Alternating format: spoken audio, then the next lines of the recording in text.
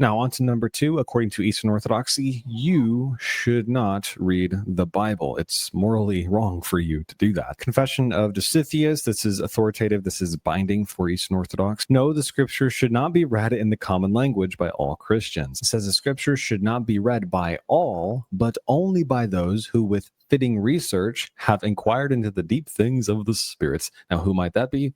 Only their leaders, of course, which means that they believe that the vast majority of humankind shouldn't have the ability to read the Bible, and who know in what manner the divine scriptures ought to be searched and taught and finally read. So this would presuppose that the scriptures are insufficient, that God is a bad communicator, that humankind is generally... All right, Father. Yes, one of these things which triggers Protestants quite a lot. The Council of or Confession of Dositheus isn't actually binding on all Orthodox. It's not something where bishops, we know consecrated bishops have to confess as being a doctrine of the church. The council is very heavily borrowing on Roman Catholic statements of the time against Protestantism, and they've just sort of incorporated into their possibly have not sufficient thought through this.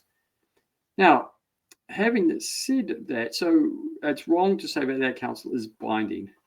Now, whether it makes sense to say we should not read the scriptures, in general practice Orthodox now, everybody's encouraged to read the scriptures. As a matter of fact, if you go to church, you hear the scriptures preached, and we don't hide the scriptures when we have a church services. We read them out for the people to hear. And then we might give a sermon, but nevertheless, they hear the scriptures. And generally, we do want people to read the scriptures. So this canon is really not being considered binding on anybody in modern times, nor was it previously. This is why this confession shouldn't be taken as a gold standard. It stands out as a little bit of an anomaly in some of the practices that are said to. It's not fully consistent with the material going before. But it is a good point against Protestantism. And there is a point that Protestants feel like can just read the scripture and interpret it as they like. And this causes problems. This causes them to go into these thousands of different groups, each with their own private interpretation. How is that filling the scriptures when it says we must have one mind and the same opinion? As Paul says, no, they have multiple opinions. This guy is quite different from Gavin Ortland and his opinions on things. What is to help them to keep to one opinion? And this is what's also important. They talk about the spiritual divine people, the priests. Well, it hasn't been spotted as a canon that as a priest, when I preach, I must preach according to the Holy Fathers. It's not. And even the bishops have to preach according to the Holy Fathers. And we must be consistent with them, if not repeating their actual sermons. And so it's fathers like St. John Chrysostom of the 4th century, whom we have to follow. It's not like we're a sort of private group that I can put my personal opinion out and the lay people can't do anything. No, what we teach is what's been taught for thousands of years. All that is available to the lay people. They can go read St. John Chrysostom's interpretation. They can test me, and I expect it to test the prophets when I preach a sermon. I'm expected to be tested. I don't expect them to have to take me as an infallible source. That's not to say that there's not a prophetic element to priests when they teach, but they can be of their own opinion. So we test them. And how do you test them? You use the scriptures to know. So that's a standard place. So we encourage the scriptures. The priesthood itself is to follow the tradition of the fathers. And why do we do that? Well, that's one of the core reasons why I rejected his form of Protestantism. Once upon a time, I was like him and thinking the same way, because it doesn't work.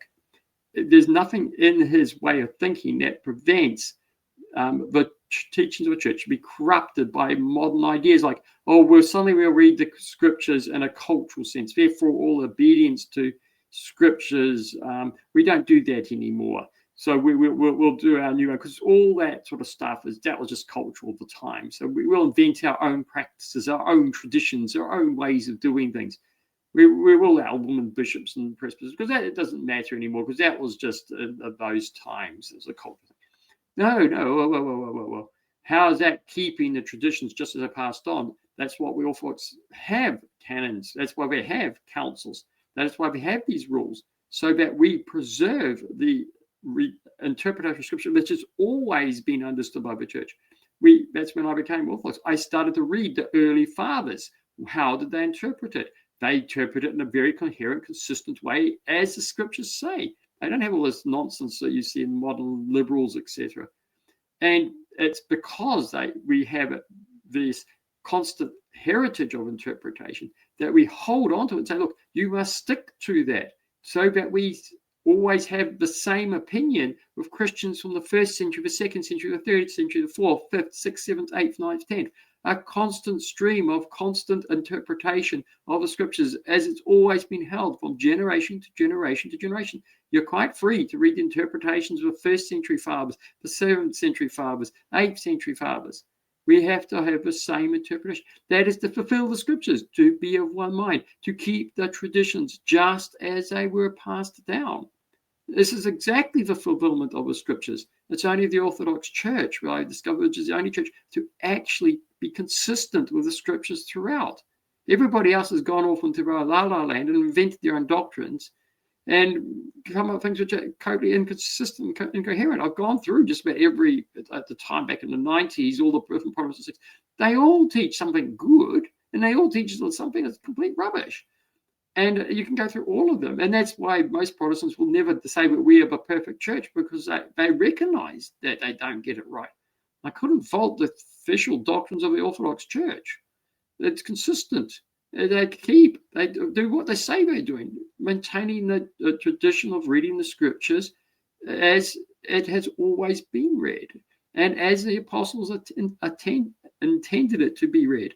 Which is why I get annoyed with some of the modern Orthodox times when they're moving away from that principle to sort of modern ideas of interpretation. That is not helpful. The Orthodox are there to preserve the Scriptures as they've always been read. So this sort of rule of Dositheus, we can use to say, look, don't go muck around trying to read the Scriptures and invent it off your own head. All of us. There's not some cabal where I've got right to read it and I can make up my interpretation to trick you into my opinion. No, I'm here to preserve the teaching that has been always passed on for the last 2,000 years. That's my job. And I'm not allowed to do anything else. Otherwise, I get defrocked as a presbyter. I've got to teach the stuff that's always been taught. That's so we can keep obedience to the apostles, keep the apostolic tradition, keep speaking with one mind, one heart. And that's what Orthodoxy is about. Right. So he's basically missing the historical context of this canon, which was pretty much there to safeguard against the spread of Calvinism at that time, right? Yeah, it's just a safeguard against the spread of Calvinism at the time, which is early Protestantism, which is quite different. And the knock-on consequence of that early Protestant is the type of Protestant which he's talking about, this evangelical, charismatic, Pentecostal, all the various different things, which are totally different types of gospels and Protestantism than you would find with Lutherans and Calvinists and the Gaeli or whatever. Even the early guys, the Anglicans, the Presbyterians, the private Protestantism, if it is even Protestantism, there's nothing to do with that. It's very modern. It's sort of a 19th century sort of evolution from which is moving quite away from some of the early Protestant teachings. So, yeah, and that's all because people just take the Bible sola scriptura and think they can interpret it outside the consistency of interpretation that has been passed on by the church from generation to generation to generation. Not trying to control people, but just trying to preserve what has always been taught from every generation. And so that's what the church is about. It's what the rule's there for, and to prevent exactly what's going on in these Protestant lands. And so, matter of fact, though we do encourage people to read the Scriptures, there is good sense for the canon, because, in fact, allowing all these guys to run off without being the guidance of the church. And when I say guidance, which is not, as I said, not the power, like, well, I'm sitting up here and I tell you what to read. No, what I mean by that is the heritage that we've received from generation after generation on how to interpret the scriptures. What did they do in the 4th century? How did they interpret in the 3rd century? How did they interpret in the 2nd century? How are we understanding ecumenical councils to help us to understand how we interpret facts about God and all these things? They are there to help maintain a proper, consistent reading of the scriptures, and he doesn't see that. He just thinks we're some sort of a cabal, rulers secretly hidden around trying to force ourselves on the people. That's nothing. Orthodox Church is really not like that at all. And we haven't got anywhere like that sort of coordination. No, we're there to try to preserve the gospel and the teachings of apostles as best as possible from generation to generation and keeping that consistency.